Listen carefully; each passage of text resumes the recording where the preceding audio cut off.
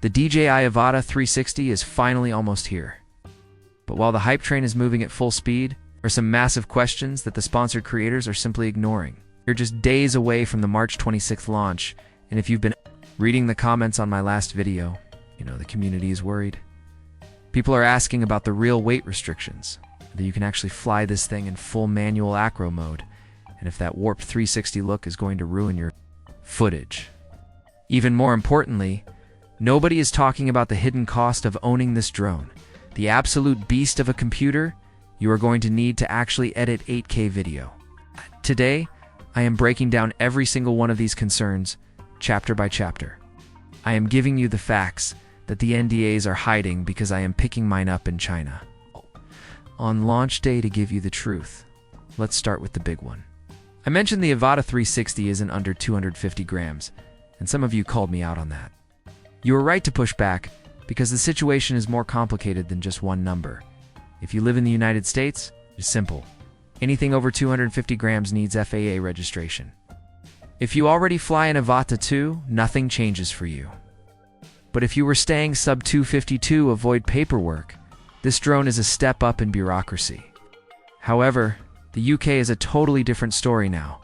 As of January 2026, the rules shifted. It is no longer just about weight, it is about labels. The Avata360 will likely carry a UK-1 label, which means you can fly it in the same airspace as tiny sub 250 gram drones. This is a massive win for UK pilots. In Europe, things get trickier because FPV flying usually requires a spotter. But here's the secret.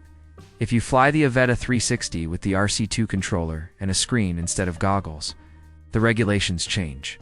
It is treated like a standard camera drone, which might be the best way for European pilots to stay compliant.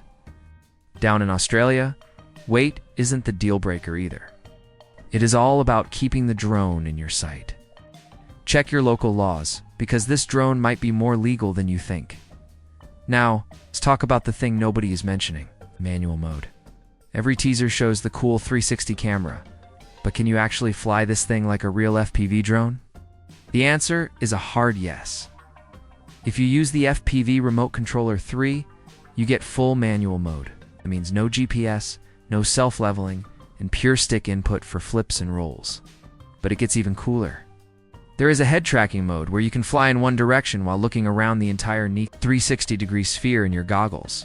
No other FPV drone lets you look backward while flying forward. This makes the Avata360 more versatile than any Sinwhoop we have seen before. Of course, we have to address the warped look of 360 footage. Some of you think it looks goofy and low quality. I get it.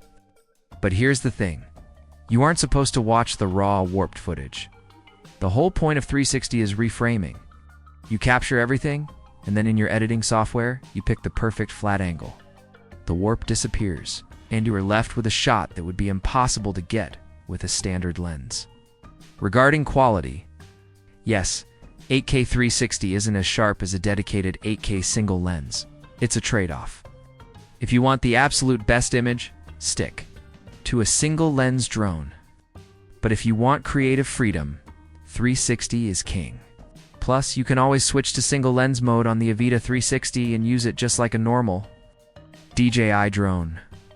One major concern raised in the comments was the gimbal. People noticed that if you take off the protective cover, the camera sits very low. Yes, the Avata360 basically lands on its gimbal. DJI added rubber feet to protect it, but if you land on rocks or uneven grass, you might scratch the lens. This is exactly why DJI made the lens covers replaceable for about €21. It's not a design flaw. It's DJI admitting that FPV pilots crash and land in rough spots. Buy some spare lenses and you'll be fine. But here's the hidden problem. Your computer. Shooting 8K 360 footage is easy. Editing it is a nightmare. If you don't have at least 32 gigabytes of RAM and a very powerful graphics card, your computer is going to crawl. You can't just edit this on an old office laptop. You need to budget for a hardware upgrade if you want a smooth experience. Also, remember that even though you shoot in 8K, YouTube compression is going to eat some of that quality. The 8K is Mostly there so you have enough room to crop and move the camera around without the image turning into a blurry mess. We also have some quick updates on accessories. Yes, ND filters are coming, but you'll have to buy them separately. There is no goggles for coming yet. This drone works with the Goggles N3 and Goggles 3, and if you are on a tight budget, the Avata 2 is still a fantastic choice.